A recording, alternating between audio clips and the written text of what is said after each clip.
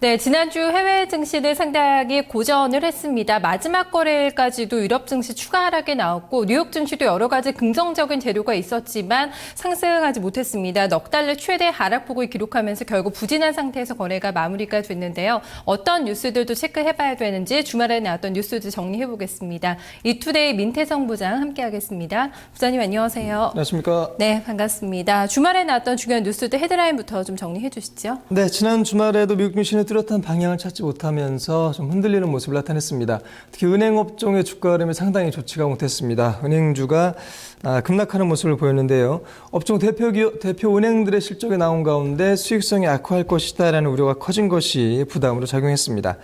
지난 주말에 나왔던 지표는 소비 심리 지표가 주목을 끌었습니다. 예상보다 좋았는데요. 2007년 9월 이후에 가장 높은 수준까지 오르면서 소비가 살아나지 않겠는가라는 기대감도 가져왔습니다. 또 주말엔 벤 버냉키 연준 의장의 발언 역시 전해졌습니다. 그동안에 신흥국을 중심으로 전해졌던 양적 완화에 대한 부작용에 대해서 이 같은 우려는 근거가 없다라는 기존의 입장을 다시 한번 강조했고요. 이번 주 미국 증시는 지표라든가 실적에 따라서 등락을 거듭할 것으로 전망이 되고 있습니다. 네, 일단 어닝 시즌인 만큼 기업들의 실적을 좀 체크를 해보겠습니다. 국내 증시에서도 마찬가지로 은행주가 연일 좀 하락하고 있거든요. 역시 또 수익성에 대한 우려가 상당히 좀 커지고 있죠. 네, 지난 주말에 미국을 대표하는 기업 은행들의 실적 일제에 나왔습니다. 특히 미국 4위 은행인 웰스파고의 실적에 관심 집중되는 모습을 보였는데요. 웰스파고는 3분기 주당 순이익이 88센트, 매출이 212억 1천만 달러를 기록했다라고 발표했습니다. 순이익은 예상치인 주당 87센트를 붙들었습니다만 매출은 예상치인 214억 7천만 달러에 미치지 못했고요. 특히 순이자 마진 MIN님이 3.66%로 하락했다는 것이 업종은 물론이고 다우지수에 전반적으로 부담이 됐습니다. 0.25%포인트 하락한 것으로 전해졌는데요. 이는 수주 전에 웰스파고가 제시했던 0.17%포인트보다 낙폭이 더 큰 것이 되겠습니다.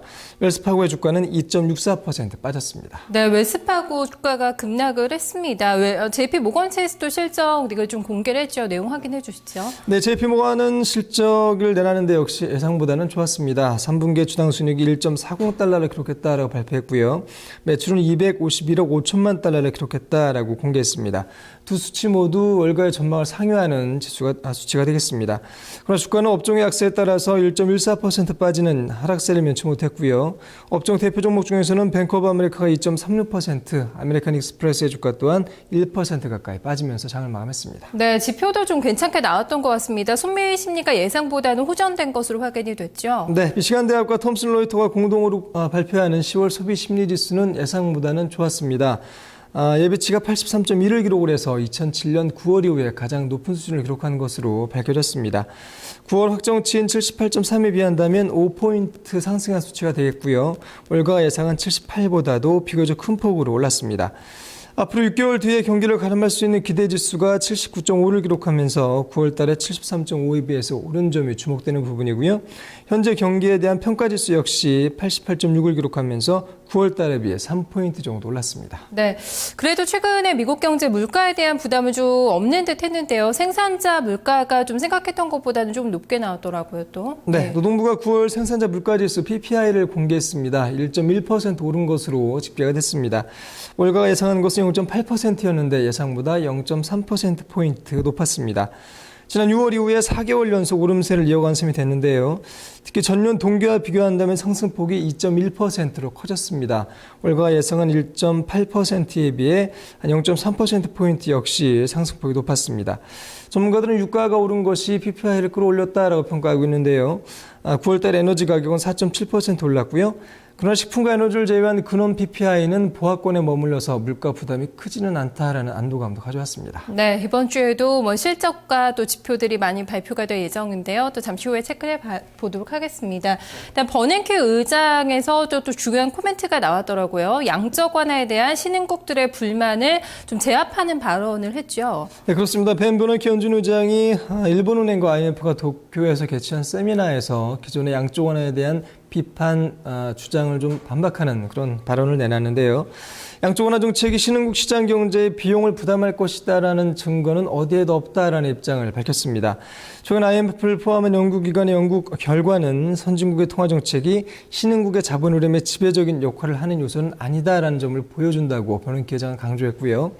지난주 브라질 규도 만테가 재무장관이 IMF 연례 총회에서 연준이 이기적인 통화 정책을 중단해야 된다는 주장을 내는 것에 대해서 정면 반박하는 입장을 밝힌 것으로 풀이가 되고 있습니다. 네, 이번 주 뉴욕장에 대한 전망이 어떻게 나올까요? 지난주에는 한 달 만에 4주 만에 최대의 하락폭을 기록했거든요. 이번 주에는 좀 어느 정도 반등 나올 수 있을까요? 네, 지난주에 미국 증시가 상당히 좀 좋지 않은 흐름을 나타냈습니다. 4개월 내 가장 좋지 않은 그런 모습을 보였는데 이번 주에도 등락을 좀 거듭하지 않겠는가라고 전문가들은 전망을 하고 있습니다.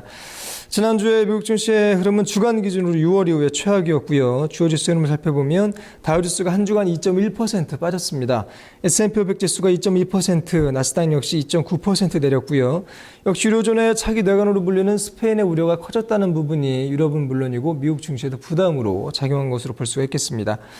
또 IMF 같은 국제기구들이 잇따라서 세계경제 성장률을 하향한 것도 부담이 됐고요. 주요 기업들의 실적 역시 전반적으로 기대에는 미치지 못했습니다. 네, 앞서서 버닝키즈에게 또 발언이 나왔지만 이 QE3에 대해서 적절한 시기에 나왔는지 어떤 효과가 있을 것인지 주목하고 있는데요. 일단 경제 지표를 계속해서 보면서 그 확인되는 과정을 지금 시장에서는 지켜보고 있습니다. 이번 주에는 또 어떤 지표들이 발표가 될까요? 네, 이번 주에도 주요 지표들이 잇따라서 공개가 됩니다. 먼저 15일에는 9월 소매 판매가 발표가 될 예정입니다. 미국 경제 3분의 2를 차지하고 있는 소비의 흐름을 가늠할 수 있기 때문에 결과에 주목을 해야 될 것 같고요. 전월에 0.9% 증가한 이후에 0.7%로 증가폭은 다소 주춤할 것으로 보입니다.